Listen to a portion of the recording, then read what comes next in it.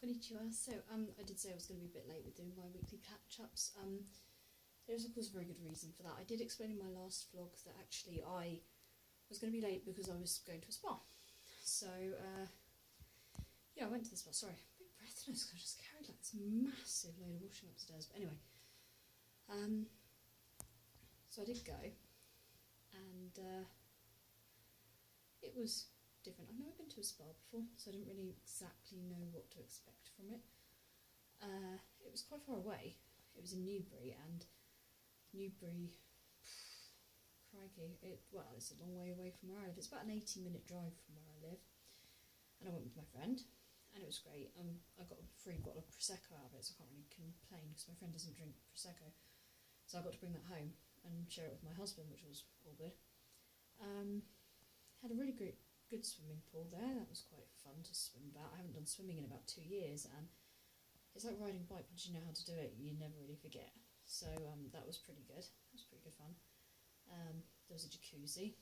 I've never been in a sauna before, so I went in a sauna, and everything was just really hot. Like, you can't stand on the floor for too long because it will burn your feet off. There was an aroma room, which was okay, but after a while it just made me sneeze. And in fact, most of the things in the spa made me sneeze, because it turns out, you know, what with having hay fever and everything, and they use scented candles and oils and stuff like that, which are made from plants, kind of sets me off. There was a steam room as well, but I just couldn't cope with that. It was 100% humidity and stuff in there. I couldn't breathe. I don't know how anyone could ever go in a steam room. That's ridiculous. And I had this treatment. It's like this UV light thing. You lie in a like warm bath, and there's UV lights, which are not quite as strong as like a sunbed, but they come down over you. And it was fine and everything, and it was nice and warm in the bath. And these UV lights come down, but they make this horrendous humming noise, and it's supposed to be really relaxing. And you're thinking, well, you know, this is horrendous humming noise. And by the time you get used to the humming noise, it beeps, because you're not supposed to have exposure on one area of your body to these lights for too long. So although they're not as strong as a sunbed, it's just to make sure, you know. And you have to turn right over every time it beeps. The beeping's the loudest beeping ever, and it was just really quite scary. So you're just settling down and just getting used to this humming sound. You're just getting used to this nice relaxing experience. All of a sudden it beeps at you and it makes you jump out of your skin. So yeah, that was an experience in itself, I suppose. And then so there was that, and then I spent a night away from my husband, which is the first time I've spent any time away from him since we've been married. Since we lived in the house, I've had to go away for like work things and stuff like that, which was okay because it was work related and it was something that I had to do. But actually going away from him for choice is not something I would really want to do again. I wouldn't want to spend an evening away from him. Going to a spa and stuff like that, I'm not exactly against the idea, but I wouldn't want to spend any time away at night. Being away from somebody that you care about at night is a completely different kettle of fish. Like, spending time away from them during the day, you know, it's healthy to go and see your friends and to do different things and to have like your own interests and stuff like that, as well as stuff that you do together. And to, you know, feel comfortable to go away and do that sort of thing shows that you're in a sort of healthy and stable and trusting relationship and everything. But being away from someone at night, there's something about the night time and sort of just sleeping next to somebody that you care about that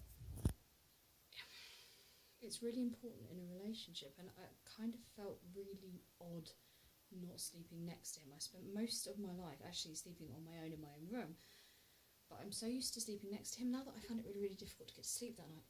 Plus, the fact it didn't help that there was someone running around banging doors all night long. That doesn't help either. But the real experience came when I had to actually leave to come home. So this was so interesting. I got out to my car, and one of the tyres was looking a little bit flat, and I thought, you know, I've done a lot of driving and stuff like that, and there's lots of potholes around this time of year and stuff like that, so I'll just pump up my tyre. Got my pump out and tried to connect it. I was like, why isn't it connecting onto the tyre? Taking the dust cap off, why isn't it connecting? And I had a look, and it turned out that I'd lost the clamp bit from my foot pump that clamps onto the tyre. At this point, I've actually let a load of air out, which was so stupid, but it was first thing in the morning and I wasn't really with it, and my coffee hadn't really kicked in yet. So I thought, oh, that's alright. There was a garage 10 minutes up the road from the spa, so I'll just go there and I'll pump some air into it, it'll be fine. We get to the garage, the one thing that's out of order is the air pump, of course. So I decided that we would have to try and find another garage, and my friend tried to direct me to this other garage, which was literally 2 minutes up the road. We get to that garage, and it's a supermarket, a large supermarket chain's garage. Their garage garage was closed down because they were completely renovating it. Now this is in Newbury, so anyone who lives in Newbury or in the area would probably know which one I'm talking about. So I couldn't get air there. She said, another couple of minutes up the road there's another garage, don't worry, we'll just go there and get some air. 7 miles later, I'm driving around on a practically flat tyre. This cannot be legal. And I get to the garage and fine, get the air pumped in, everything's fine, tyre is fine. It's not like I had a stoke puncture or anything like that. The tyre is fine, it just needed air. So I thought I'd check the other tyre just to be on the safe side. Make sure they're evened up and everything, so tracking doesn't go out. Take the dust cap off the other tyre, drops inside the tyre. Thought I'd lost it. Got in my car, rolled it backwards a little bit, found the dust cap. Thank goodness for that. It was a moment though where I had to sort of laugh maniacally because it's one of those moments that's just so tragically funny in life. So that's pretty much what I've been up to. This week I'm going to be pretty busy doing things at work. I've got a couple of late evenings at work and things like that. But yeah, I will do my catch up with my regular sort of Friday time. Couldn't do it this time because I was actually in the spa on Friday, and that's why I couldn't do it. I didn't know if I was going to have Wi-Fi. It turns out I did, but I didn't have enough time to record the video, and I was with my friend and everything, so that's why this is a couple of days later than it usually will be.